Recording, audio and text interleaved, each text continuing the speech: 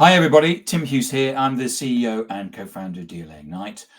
With me today, I've got John Hillen, and we're going to talk about his new book, which if you look over his shoulder, you'll see a copy of it. It's called The Strategy Dialogues, a primer on business strategy and strategy management. And if you want to know anything about strategy, how to write a strategy, what a strategy is, and we're going to talk about some of that today, then you need to read this book. It is awesome. Everything you want to know about strategy, but we're afraid to ask. John, where can people find you? Yeah, so Tim, good to see you. My website is johnhillen.com, JOHNHILLEN.com. And yeah, I have a bunch of my work that I do and other things I've written about and speak about there. As I was saying, John, it's just an awesome book. Everything about strategy, and you've also written it as a novel. So it's, I mean, I can imagine, someone going, "Oh, strategy book. Oh, but it's not. It's actually, it's a story with it as well." It is. What was the inspiration behind it all? Well, that's the way I found out in teaching strategy and being a strategy consultant and doing my own strategy. I've been the CEO of 4 companies, both public and private. I make a lot of my living now as a director of and a couple of large public international companies. I'm on their boards, and so I'm the strategy guy on the board because I teach strategy. And as I started explaining it to people, I realized they sort of got it in air quotes when we went through an involved dialogue. And I thought to myself, gosh, this is the way people have always learned. This is in the Bhagavad Gita. This is in the Bible. This famous Socratic dialogues. So I tested it with my students in an MBA program. I tested it with my consulting clients, and it clicked. And it was always the same conversation. And so I wrote up those conversations with completely realistic dialogues. They're imagined dialogues between characters who are having very commonplace strategy challenges. But one of the gratifying things I've gotten with the Amazon reviews and elsewhere is people send me notes saying, "Were you eavesdropping on my offsite?" This is exactly the conversation we had. And I say, I know. It is just like a conversation that you would have. I've been in dozens of these conversations. It's always the same conversation. This is the way people get to, as you alluded to, grasping the kind of dry, ephemeral, sometimes hard to get your head around concepts of business strategy. But strategy is easy, isn't it? We all have a vision and a mission, and we take them and we put them on the back of the toilet door and stuff Right. like that. That's strategy done, isn't it? Right. Yeah. Just look up on the wall. Just look on your badge, on your corporate badge. Right. It's right there. Yeah. Well, this is one of the things why it is both a buzzword. It's the most commonplace thing. People have a strategy to sleep better, a strategy to lose weight, a strategy to gain weight, a strategy for lunch. So everybody knows the word, but when we apply it to institutional life, to enterprise life, to building a business or anything else, it starts to lose. You start to lose your grasp on it. A strategy is not a vision or a mission or values, although all those are really important and they inform a strategy. It's not a goal. It's not a slight improvement over last year's performance. It's a complete game plan and blueprint to take your organization from where it is now to a better place in the future, a place of more advantage, a place of more competitive advantage. And that blueprint, that game plan, is a series of interconnected moves that build on each other and push the organization up to this better place in the market. Because you start also with the classic where you have a meeting and everybody says that they've got a strategy. And one of the strategies is we're going to grow market share by 20%. Right. And you immediately say, that's not strategy. Whereas a lot of people would say, well, that's us, that's the strategy. Yeah, this is probably the most common mistake people make, is mistaking just a pure objective for a full strategy. An objective is an important piece of a strategy, but you also have to have a good definition of the scope of your activities, how they interlink, how the interlinking of these activities and the changing of parts of what you do as an organization moves your organization forward. What does forward mean, by the way? And how is the better place better? How do we keep score? How do we know we get there? And then what advantage are we bringing along the way? So there's a lot more than a goal that goes into a package, but a lot of people stop there. I was doing an offsite with a big public bank in the US recently, and they said, well, we put 2 days aside for this, but we already have a strategy. I said, that's great. This is going to save me a lot of work. I said, what's your strategy? And they said, we're going to increase our stock price by 8%. I said, well, that's a goal. And maybe it's a good goal. Maybe it's a bad goal. What do I know? It's not a strategy. And then we had to really peel back and walk all the way backwards and start talking about where do they fit in the market? What does fit even mean? How do they define their competitive environment? Where's a better neighborhood in which they want to live? And how would they move from here to there? And then we started building the pieces of what will become a true strategy. Because you go into you kind of peel back all the different layers, and you start off with a strategy statement, don't you? That's right. And there's a lot of different ways to do this. I give readers two most commonplace ways. One is a very simple, I love this challenge. I give it to CEOs all the time that I'm coaching. Express your strategy statement in 35 words or less. Very few can do it, even ones that are founders and wear their organization on their heart. But to say, what are we trying to get done? So in specific, measurable, attainable, time-based ways. What are the scope of activities that we are doing and not doing in order to accomplish that? And what is the competitive advantage we bring? Why would people choose us over a competitor? To be able to put that in 35 words, it's such an entirety of your strategy. A strategic plan can be quite complex to capture all the details in that, but it really is a great way to crystallize the essence of a strategy. And the other framework, I put in there is from the great strategist Roger Martin, who has a sort of 5-part series of nested questions. Yes. Of how to get down to what your strategy really is. So, what would you describe a strategy as? What is it, and what is it not? Yeah, well, it's definitely the full game plan, this blueprint, this series of interconnected moves. However, it has to serve a purpose, and for me, the purpose is to position or reposition or move the enterprise to a place of more advantage. And I think there's an inherent dynamicism built into strategy, which is I want to go to a better place. I've actually had pushback from some organizations who say, we don't need to move, we don't need to change. And in fact, we don't even need to do strategy. That's for big companies. We're busy working around here. We don't have time to think about how the world's changing around us. We've got stuff to do. So I get these things. And I say, yeah, I would not want to wake up and go to work and not know what the weather is. I just want to step outside the door and let it hit me. I don't want to be prepared for the changes that are happening around me. I don't want to have a plan to understand what is a worse place in the market versus what is a better place in the market. I don't want to stay ahead of my competition. I don't want any of those things. And they say, well, of course we want those. I say, well, then you need a strategy. So, at the end of the day, there's different definitions for strategy. I like this simple one of a game plan, a blueprint. But I think the more important lesson, Tim, is that strategy's a way to think, not a what to think. So if people are looking for a specific outcome, a magic answer of the perfect place to arrive where they're going to, conquer all competition, that may result from a very sound strategic process, but it's really more important that you just learn to think like a strategist as opposed to look for a magic answer. Because you've got you talk about in the book about having what is our winning aspiration, where will we play, how will we win, what capabilities must be in place, and what management systems are required. Yeah, that's the journey.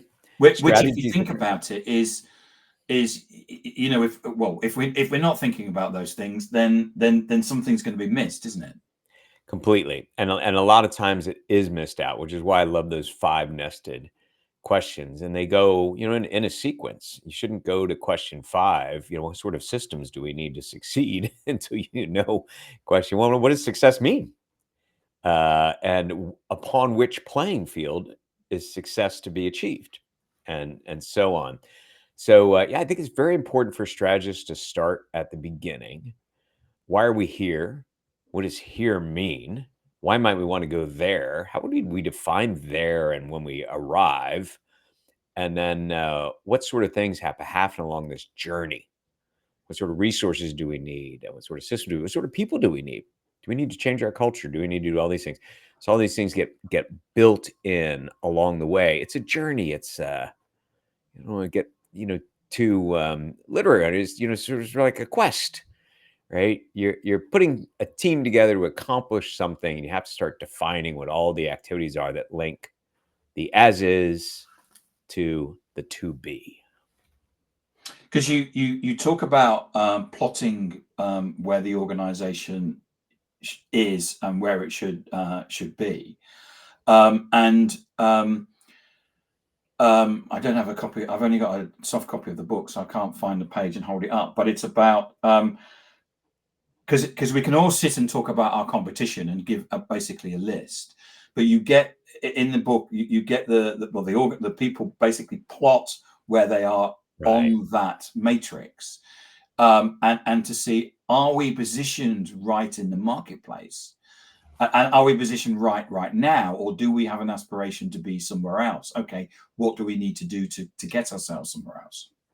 That's right. And we call it mapping your strategy. You're putting yourself on a map. And I make people build maps. I have a fun exercise in there I use with some of my teams. We do maps from imagination of real places in the world. And what it tests is it tests a skill everybody has, which is to see something in relation to another. And it's in real relation. You know when something is south of the river versus north of the river, and where is the river, what does it even mean? So you're able to see all these things, and I try to get people to see their marketplace and where they sit in it, because once you map all the players in your marketplace and where you sit in it, and you figure out the qualities, the cardinal directions of your map, is it a broad breadth of products and services versus a simple offering? Is it a price point? You can do these things in all different ways, and I offer a couple of examples in the book. Once you do that, you can see where the competition is, where you are, and where might be a better place to move on that map. So I give you an example. I saw the founder of JetBlue Airlines, a guy named Dave Nielsen, was in the newspaper the other day, and he was quoted thinking about another airline. The airlines are tough business. Yeah. So I'm like, why would anybody want to start another airline? Yeah. But the phrase he uses, he said, I see a hole in the market. He was literally using a phrase you can map, because you can look at where a map is in the market of all the competitors, and you can see a space that is being unserved where there might be customers or clients. You can put an offering there. But once you can see and map this, it really gives you a lot of strategic insight. So you also talk about strategic thinking. So what is it, and what is different by having a strategic mindset? Well, I'll use a Las Vegas term, which is a tell. What are the tells when I'm coaching and doing strategy work? What is the tell of a strategic mind to me? One is the strategic mind, strategic thinking is more long range than short term. So you're thinking about really into the future, not just getting your thing done by this month. The thing is big picture, not right in front of you. So you've got a wide lens on how you're viewing the world that affects you. The third piece really is the strategic mind puts things together. Your analytical brain, your left brain, breaks problems down, processes data. Your strategic mind is more of a right brain creative activity. It puts things back together. You see how trends among suppliers are affecting trends in technology, with economic trends and consumer behavior and competitive forces. And I give some frameworks and tools to see how all these things might fit together and affect you. And strategists watch for how ecosystems connect. Another key feature of strategic thinking is you're comfortable with ambiguity and contingency, because strategy is casting your mind forward. It's about the future and trying to imagine a different future that might lead to more advantage for your enterprise. The future hasn't happened yet. So you got to be comfortable with, that the fact it's situation dependent. You don't know how exactly it'll turn out. A lot of people that are wedded to data, which is necessarily about the past or the present. We do not have data on the future. get really uncomfortable with the ambiguity of working into the future. And I would say the last feature is I've found the good strategic mind is optimistic. It's got a kind of creativity, future orientation, art of the possible posture to your thinking. And so instead of saying no, that won't work about some plan in the future, the strategic mind says, interesting idea. What would have to be true for that to work? And it allows for a different kind of conversation. Yeah. And I think that the power of AI has sped up some of these things. As you know, we always need to make sure that we're actually thinking about things and just don't take the answer from AI. But you were talking about a pestle framework in the book. So I just went to ChatGPT and created one for my company. Right. And and it was like that. And then okay, and then of course you can, because of the speed, it actually allows you to think about some more things. But you talk about a number of frameworks, so the pestle frameworks, and you also talk about, I've written a note here about 5 forces. Now I can't remember what that was from the book. The 5 forces of competition. Thank you. Yeah. So being able to understand your external environment is the absolute starting point of strategy. We have an old expression in the strategy world, which is strategies are formulated outside in, but they're conducted inside out.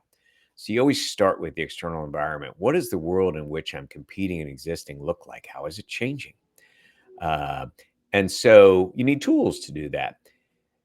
The pestle framework, which looks at political, economic, sociological, legal, environmental, technical changes, is one tool. And the 5 forces of competition, which shows leaders how to not look at their competition as only their direct competitors in the same business they're in, but look at consumer behavior as a possible force of competition. It can exert a competitive force on your business, even though it's not technically competition.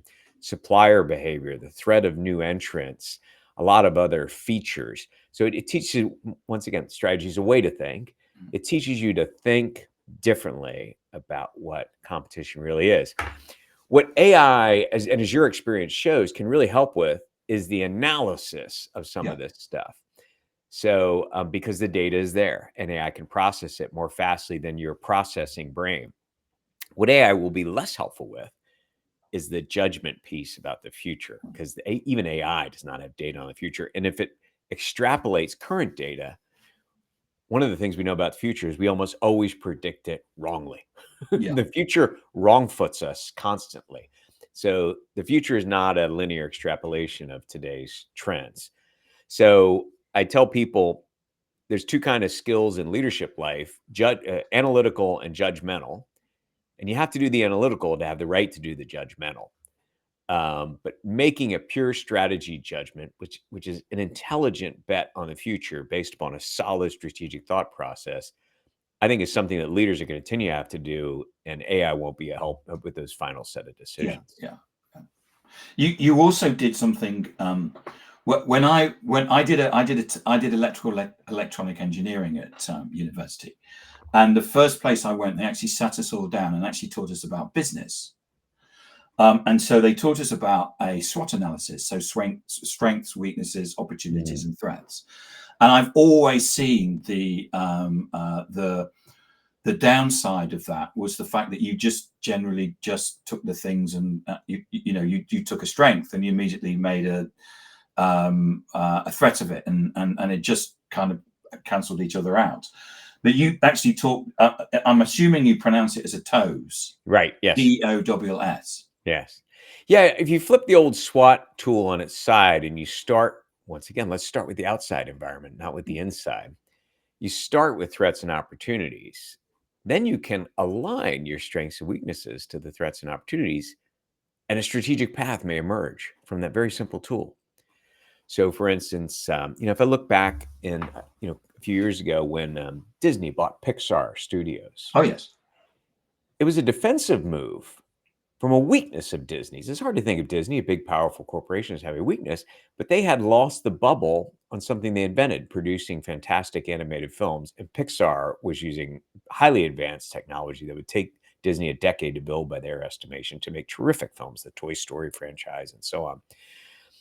And Disney was paying a lot of money to license and distribute these films that Pixar created.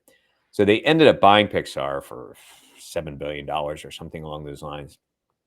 But it was a defensive move. It was a threat from Pixar aligned against a weakness of Disney's. And so that's just one example of different ways that opportunities and strengths and opportunities and threats and weaknesses and opportunities can be aligned and kind of give you not the perfect answer once again, but give you some insight about possible strategic paths that may help your enterprise. John, thank you so much for coming on and talking about your book today, the Strategy Dialogues. Where can I get a copy? So Amazon's a very popular place. It's in every puzzle bookstore. It's in every format now too. The audio version is out on Spotify and Apple Books and Google Books.